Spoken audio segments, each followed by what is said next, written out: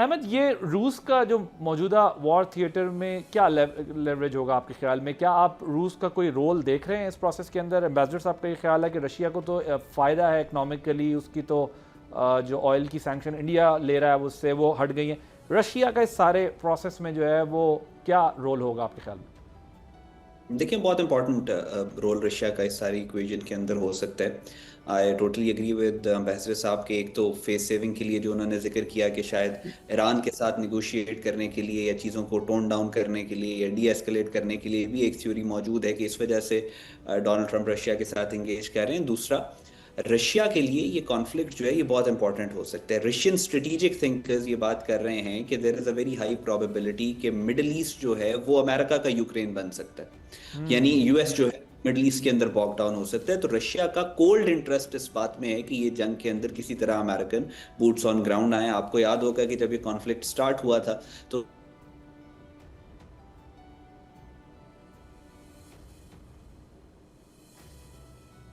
We lost Ahmed signal. Ahmed, can you hear मी?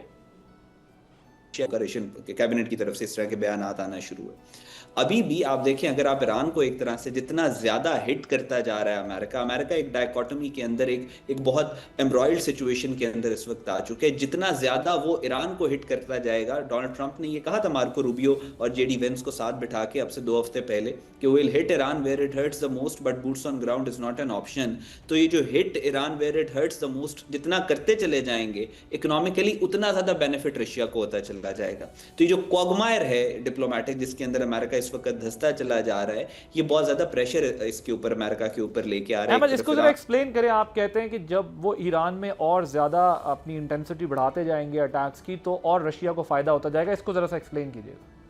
देखें, Iran को आप अगर ऑयल के लेंस से अगर देखें और उसके बाद जो ट्रेड राउट्स ईरान के इर्द गिर्द हैं जिनको कंटेन करना अमेरिका का 1999 से जो मेन ग्रैंड स्ट्रेटेजिक ऑब्जेक्टिव रहा है, अमेरिकन एंटरप्राइज इंस्टीट्यूट ने भी इसके ऊपर बहुत ज़्यादा काम किया। वो जो ऑयल रूट्स हैं और रिसोर्सेज वहाँ पे हैं, अगर आप उसके इर्द गिर्द वहाँ पे जंग इम्पोज करेंगे, वहाँ पे आप प्रॉब्लम्स क्रिएट करेंगे, वहाँ पे क्रिएट, का डायरेक्ट बेनिफिशियरी रशियन ऑयल है, रशियन ऑयल इंडस्ट्री है। अभी तो ममालिक ले रहे हैं। आपने देखा इंडिया के ऊपर जिस तरीके से इन्होंने सैंक्शंस लगाई और इंडिया को आर्म ट्विस्ट किया कि आपने किसी सूरत रशिया से ऑयल नहीं लेना, लेकिन अब आपको मजबूर हुआ अमेरिका भी इंडिया को ये कहने के लिए कि भाई ठीक है कि हम आपको थोड़े से ऑयल की इजाजत दे देते हैं, आप वो ले लें, जो कि उन्होंने पहले इजाजत नहीं दी। ऑल दो इंडिया के अंदर इस पर बहुत ज्यादा वो क्रिटिसिज्म हो रहा है नरेंद्र मोदी के ऊपर कि आपने बिल्कुल हमें भीख का कटोरा पकड़ा के ट्रंप के आगे बिठा दिया। लेकिन ये सारी सिचुएशन में आप अल्टीमेट बेनिफिशियरी तो देखें इसमें कौन है। अल्टीमेट बेनिफिशियरी इसमें रशिया है।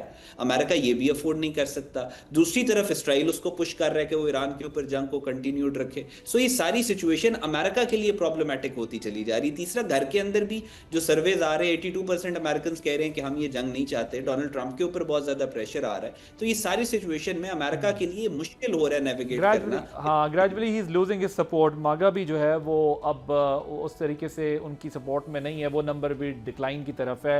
एम्बेसडर साहब, आज यूएन सिक्योरिटी काउंसिल में बहरीन की एक करारदाद पर वोटिंग होगी जिसमें खलीजी ममालिक पर ईरान के हमले बंद करने का मुतालबा शामिल है। क्या ऐसी किसी रेजोल्यूशन से कोई फ़र्क पड़ेगा वैसे? जी, मेरा नहीं ख्याल है कि ये पहली पहली चीज़ तो बड़ी मुश्किल नज़र आती है कि ये करारदाद अडॉप्ट होगी, क्योंकि इसकी मुखालफत भी होगी। और मेरे मेरे ख्याल में अगर अडॉप्ट भी हो जाती है तो उसका असर कोई नहीं पड़ेगा। जंग अभी जारी है, जंग ताकत के तहत फैसला होगा। और इस वक्त सलामती काउंसिल में कोई भी फैसला नहीं हो सकता है मेरे ख्याल में। जी एम्बेसडर साहब, ये भी बताइएगा कि ये where are we heading up? क्योंकि देखिए, एक ऑप्शन रहता था, डायलॉग करती थी इंटरनेशनल फोर्सेस, कोई मीडिएशन के रास्ते निकलते थे। ये अब दुनिया जिस तरफ जा रही है, जो सिचुएशन जिस तरफ चली गई है, अमेरिका का इस सारे प्रोसेस में जो बिहेवियर रहा है, जिस तरीके से इस वॉर को अडॉप्ट किया गया है, आपको नियर फ्यूचर में लगता है कि इसका कोई सोल्यूशन डायलॉग है या किसी भी तरफ से कुछ ऐसी डेवलपमेंट हो सकती है थ्रू डायलॉग? आपका एक्सपीरियंस क्या कहता है? जी, मेरे ख्याल में इसका नतीजा मुआहदे की तहत नहीं निकलेगा। ये जंग जारी रहेगी, जंग रुकेगी जब अमेरिका फैसला करेगा कि जी इसका फ़ायदा कोई हमें नहीं है, नुकसान ही नुकसान है। तो उस वक्त मेरे ख्याल में जो प्रेसिडेंट ट्रंप ने फिर फैसला करना है कि जी अच्छे हमने काफ़ी कर लिया, दे विल डिक्लेयर विक्ट्री और जंग को रोक देंगे, पर कोई मुआहदा नहीं होगा, एक फ्रोजन कॉन्फ्लिक्ट रहेगा, हॉस्टिलिटी बढ़ जाएगी।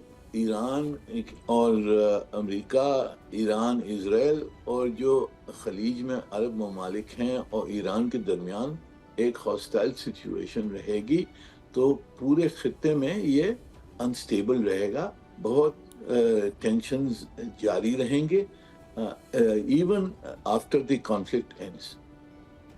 पर एम्बेसडर साहब ये बताएं कि ये अगर अमेरिका किसी स्टेज पे, जो कि एक्सपेक्ट भी किया जा रहा है कि अपनी विक्ट्री डिक्लेयर कर देगा, अपने ऑब्जेक्टिव्स बता देगा उसने अचीव कर लिए हैं, बिकॉज वो हमने देखा शुरू में वॉर के बाद स्विच होते गए, मार्को रूबियो कुछ कह रहे थे, अमेरिकन प्रेसिडेंट की कुछ और स्टेटमेंट आया, लेकिन आपको क्या लगता है कि जब इस सारे प्रोसेस से अमेरिका अगर अपनी विक्ट्री डिक्लेयर करके, ज़ाहिर ईरान भी अपनी डिक्लेयर वो कहेगा हमने भी अपनी रेजिलियंस और रेजिस्टेंस दिखाई, लेकिन आपको क्या लगता है क्या वो अमेरिका सेम अमेरिका रहेगा जैसे एक मागा की जो सपोर्ट थी अमेरिकन प्रेसिडेंट की, एक तो वो इकोनॉमिक टर्म्स में भी कुछ सॉलिड नहीं कर सके, कुछ मटेरियलाइज नहीं कर सके, टैरिफ्स लगाए, इतना बर्डन देने की कोशिश की, इंटरनेशनल कम्युनिटी के साथ भी अपनी कन्फ्रंटेशन की, फिर उनकी ज़ाहिर है सुप्रीम कोर्ट ने उसे स्ट्राइक डाउन किया, लेकिन अब वो कहते हैं मेरे प्रेसिडेंशियल पावर्स हैं, मैं इसको एक्सरसाइज कर सकता हूँ।